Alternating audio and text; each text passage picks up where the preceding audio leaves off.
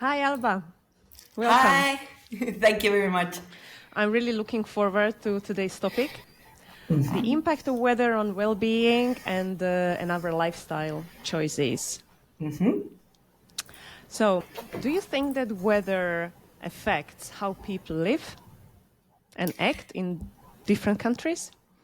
Well, I love stand-up comedy, and there is a comedian, a Spanish comedian that I like very much, Leo Harlem, and he has a show in which he says something like, "Hey, it's very easy to be funny and outgoing when it's 30 degrees in Andalusia, and having outdoor dinners, picnics, even breaking out the guitar for a sing-along. But try doing that when it's below zero in Soria." Yeah. So good luck. And so I think this is, yeah, I relate to this, like, people. I consider myself a very energetic person, but I think I am that in my context, in the context of good weather, sunny Valencia. But somewhere else, I could be very different. And I think, so I think, yes, it does affect how people behave. What do you think? Yeah, I absolutely agree. And I think it should be on the list of the criteria when we are deciding to choose the country where we want to relocate. I think we shouldn't forget about weather because it's a game changer. There is To a this bad stereotype. situation or also to a good situation. Exactly. So for good or for the for the worst, there is this stereotype that I guess it's not a stereotype only. That is that always people in the north of any country are a little bit closer or colder than people in the south of every country. I've always heard this stereotype or this story about everywhere. In Spain, people consider that people in Andalusia are more outgoing than maybe in, I don't know, the Basque country. But then you go to Italy and again, they think the same. Or you go to Germany and people think the same. In Bavaria, they are more outgoing. So is it like that in Slovakia? Of course, like I think Slovakia and Spain can't be compared in the way how people live their daily lives. So people don't go out that much and they don't spend that much time outside socializing because we can say that probably 9 months of the year it's gray or it's cold or it's raining. So you really don't have this desire to spend many hours outside. You are really glad that you force yourself to go out for, I don't know, 2 hours a day. So, yeah, basically, and in Spain, I just, when I came here, I realized that people spend most of the days outside. So, Well, except when it's 40 degrees of and you're course, afraid yeah, to melt. But yeah. yeah. But I mean, do you feel a difference in Slovakia between the north and the south? Like, do you feel there is a difference No, in it's a how very people small behave? country. You can't Okay, compare so it you like can't. that. No. But I can tell the difference between people from Italy and Spain and Greece compared to Czech Republic, Hungary, or northern countries, so or Poland. We don't smile that much. We don't have this happiness written on our faces like Spanish people. But you know what? I also think that living in a colder country can make you more appreciative of sunny days or of things that before you just took for granted. That happened to me, for example, in Germany. I lived in Germany for about 3 years. And yeah, there, of course, it's colder than here because I was in the north, I was in Hamburg, and it was colder than in Valencia. But whenever the weather hit, I don't know, above 20 degrees, everybody was super happy making plans to do picnics, outdoor barbecues. First time the weather was nice there. I remember we went to the supermarket at 9 in the morning to get a disposable barbecue, and they had already run out of them. That's how excited people got to spend the day out and celebrate. So that was also something very nice. It made me value sun and good weather more, you know? Do you think the Spanish people don't appreciate it? Like they go out with their smile on their faces every day? No, no, that's it's not like that. But it just gave me like an extra appreciation. That's how I would Of say it. Like course. extra. I remember when I came back to like for vacation or something like that. Most of my friends here in Valencia were in the shade or running away from the sun and complaining, oh, it's too hot. And I was like, this is glory. What are you complaining for? I've been in the darkness and cold for months. This is like amazing. So that's what I mean that I appreciate it. Yeah, it but much more after that. Alba, have you ever considered weather as one of your criteria when choosing the country to relocate? It's funny that you ask that because I'm actually not a big fan of the cold and cold places. But funny enough, or curious enough, life choices brought me to cold places. So several times I've ended up living or studying or spending some months or even 3 years somewhere that was actually cold. And it was just because I based my decisions on something else, like either on a professional decision or criteria or on on my studies. So I based it on something else, and I didn't consider the weather before. I just noticed then how it affected me afterwards. And what about now? Have your experiences changed your considerations? If you mean whether now I would take it into account, yes, definitely. Like as a place to just live for a year, even, or even two, or even three, like I did, okay, I could still. I mean, I don't regret being in a cold place before, but I wouldn't do it now. I wouldn't settle in a place like that. And why is that? How was it for you? A Spanish girl who came to live to Germany. Well, of course, at the beginning, everything is exciting and you don't particularly care about the weather because everything you care about is meeting new people, your new job, your new house, the new environment. I mean, and this excitement keeps you, yeah, it keeps you happy and keeps you going. But once that becomes the place to live, your house, your home, it's different. Then when you get into the routine and stuff, then it does affect you. For example, during the winter, when I left my work, it was already night. Everything was dark, and so it made me feel a little bit down to see that I came into the office when it was dark, and I left the office dark again. And it was dark again.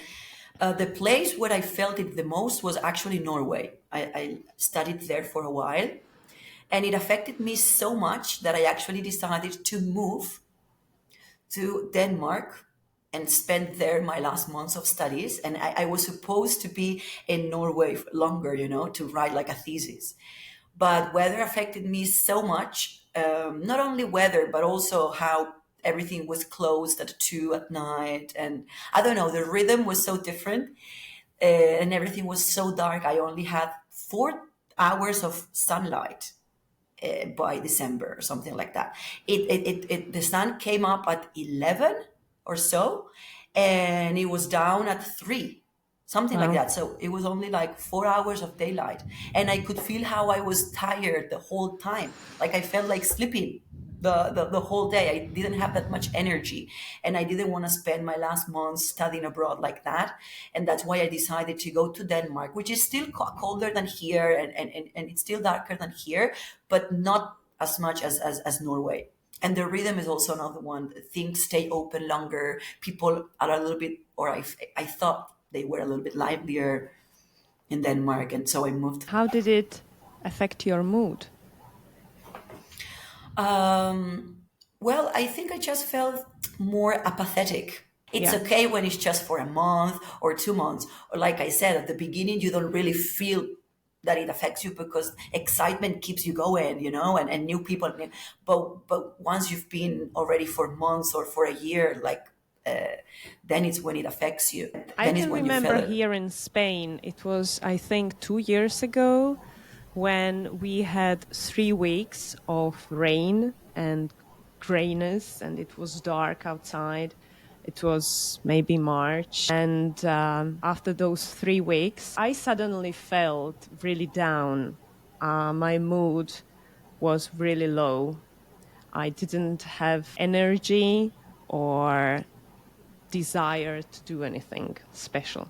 But that's why in places when the weather is cold and dark most of the time, or for a big period, they have certain techniques to fight this sadness or this, well, I don't want to say depression, but yeah, but this feelings. And this is one of the things that I also found kind of magical and nice about the Danish culture. For example, they have something called hygge, that is like a philosophy, and it's this whole idea of trying to make your life nice and cozy so that you don't feel the weather impact that much. And how Mm-hmm. do they do that?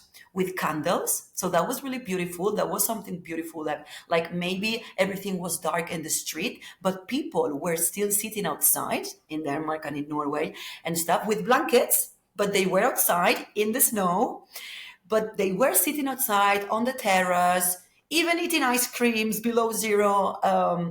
But everything was full of candles, so it was like kind of magical. So I don't know. I think that, yeah, like all countries find their own way of fighting this kind of feeling. And in Germany, they did that, for example, with winter markets, especially in Christmas, everything full of lights and people drinking warm wine. So Yeah, I know. we I do, love it. Mm. yeah, that was also nice. So yeah, it's different, but it's also nice, and it's something that we never experience in Spain, for instance. This lovely atmosphere of candles at night or blankets outside. I had never experienced something like that. I think it's great to have it, but for me, now 2 weeks or 3 weeks are enough. Exactly. Which is why I To appreciate, have a taste of it, but yeah, then come back to the nice weather. I appreciate so much the sunny days here in Spain that boost my energy every day. How did weather impact you? I mean, because you were coming from a colder country to a warmer one. So did you feel any change in your mood? Of course, like Like, I started smiling more, okay, that's and good. I noticed that every time when I went outside this beautiful city in the sun, it just boosted my energy. I love December here because of the sun. I can dry my wet hair on the small balcony we have in the sun. My heart is happy, even though we have some problems or we struggle. This can give you hope, energy, happiness, like so many emotions connected to sun. And you know what else I realized? When it seems that it's gonna rain, I start to be really happy, like, oh, so this day would be perfect for my chicken soup, because you enjoy the soups in colder weather more. But yeah, but it's interesting that you say that, because I was about to mention something in this direction, that here in Spain, I feel like as soon as it's just 2 drops, we are all hiding at home, or Yeah. we are all expecting the worst, or like, oh, we are having bad weather, it's a bad day outside. But I remember before moving back to Valencia, I lived in Barcelona for a while, and I worked as a tour guide there, and my group coordinator was from the Netherlands, so she was used to rain and to bad weather. And I remember, even if it was pouring, she made us show up to work, and we had to, I mean, we couldn't cancel the tours, but we knew nobody was going to show up if they were Spanish, or even my groups were mostly Spaniards, like either from Spain or from Latin America. But I knew nobody was going to show up. But of course, we had to follow orders. And she told us, you still need to be there and wait for the tourists. Of course, we did, but zero attendance. Whereas people who were in the English speaking groups, or, they were working with tourists from other colder countries, I mean, their tourists did show up, and they had to do the tours in the rain. because those people were used to do things in the Of rain. course, But we are not. But we don't. You know, we don't. yes, because they don't have 300 sunny days. They probably have 300 rainy days. And they had to find the way how to live the life. Yeah, that's what the coordinator told us. Like, well, if we canceled every day it rained in the Netherlands, we wouldn't do anything, you know. But of course, she didn't take into account that she was dealing with Spanish customers, so nobody showed up. It was like that. Normal.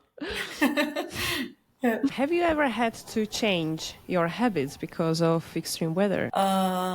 Yes, but you know what? Not only because it was too cold, but also because it was too hot.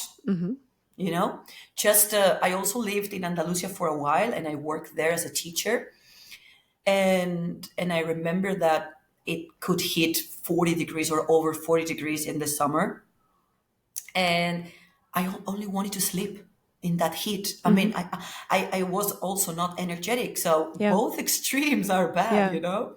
Yeah, true. Like here in Spain, you have, I don't know, 3 months of extreme hot weather. Well, this year it was better. I felt it more like that last year, but this year we haven't had that. I don't know those extreme temperatures, or I don't know No, but if how you you feel have, it. it's also maximum of what, 4 months. But in other countries, you can have gray and cloudy and rainy weather for 8 months or 9 months. So still, I think there are a lot of details that should be taken into consideration when choosing a country. So, It was bad for maybe the central part of the day, you know, at 2, 3, 4 o'clock, you wanted to be home or sleeping. But after 8 o'clock, it was more bearable, and then everybody goes out. And that's why the night is also more inviting here in the summer, I guess, because during the day, you like extreme heat makes you also a little bit sleepy or tired. So you start the night much later too and end it much later as well. what I appreciate about living in Spain compared to Slovakia, that you can live outside, do sports outside almost the whole year. In summer, as you mentioned, you can do it early in the morning or later in the evening. Of course, I could do it in Slovakia in rain and in -6 in winter, but I just didn't feel like that. Here it is much more easier. The outside weather is calling you to go out and to live there. Yeah. And Yeah. do you actually feel like your ability to tolerate heat or cold changed? Because I did feel it changed. Like I think it changed after my second year, maybe in Germany. Well, I'm not sure exactly when, but at a certain point, I felt that I could be in a cold weather with just a thin jacket. And when I came, for example, to Spain for a couple of days to visit my family or friends or whatever, my friends were wearing thick jackets and still freezing, and I was just wearing like a spring thin jacket, Like a and I pro. was okay, like a pro, yes. And I was like, wow, when did my body start tolerating these temperatures? It's I don't know, it's interesting. Did you feel that too? Yeah, I noticed it. Actually, I was waiting for it after the first year here, summer, because I went out and after 10 minutes being outside, my hair was wet.